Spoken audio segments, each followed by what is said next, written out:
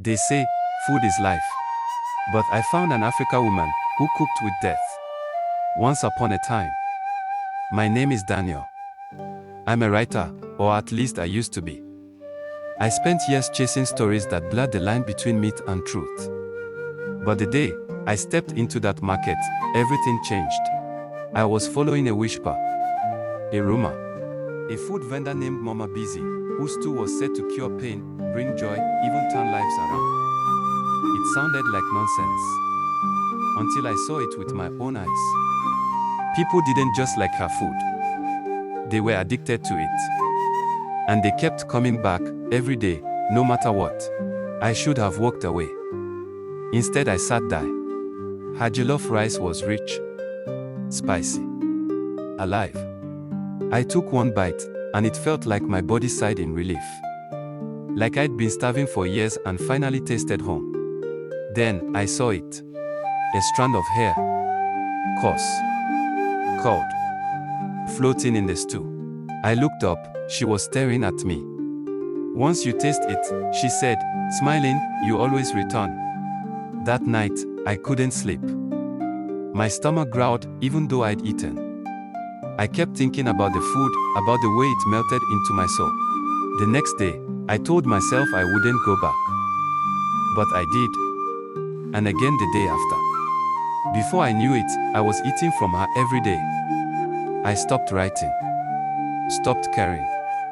Nothing else mattered except that food. But something was wrong. I found a strand of hair in my mouth again. But this time, it was mine. My body began changing. I was growing hair in places I never had before. My cravings were constant, unbearable. I was losing myself. That's when I called Sei, my closest friend. He listened. Didn't laugh. Didn't judge. He just said, I've got you. We'll fix this. Sei dug up an old record. Turns out, Mama Busy's store used to belong to another woman until she vanished. And before her, another. All tied to the same spot, the same curse pot. The truth was darker than I imagined. Mama Busy wasn't just cooking. She was feeding something else. A spirit. A hunger. We went to a retired herbalist outside the city. He knew the name, Age-Law. An ancient entity that feeds on human desire through food, binding souls to its servant, the cook. That night, we returned to the market. Just me, Sei and the herbalist. She was waiting. You are mine now, she said. Her pot was already boiling, no fire beneath it. The ritual began. The herbalist chanted. Sei sprinkled the protective powder. Then everything went dark. Inside my mind, I was trapped in a room made of hair. Voices surrounded me, calling me to eat, to cook, to serve. But I heard Sei's voice. Daniel, come back. I reached for it. I screamed. I woke up on the ground. The pot was gone. Mama Busy was gone. The curse was broken. Weeks passed. The cravings faded. My body healed.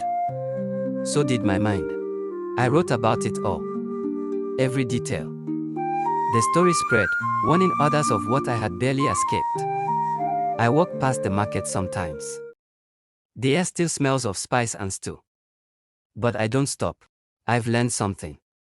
Not every craving is meant to be fed. Not every flavor is worth the cost. Because hunger can be a curse. The end. If you learn a lesson from this story, please do well to subscribe, like, comment and share. Thank you. See you in the next story.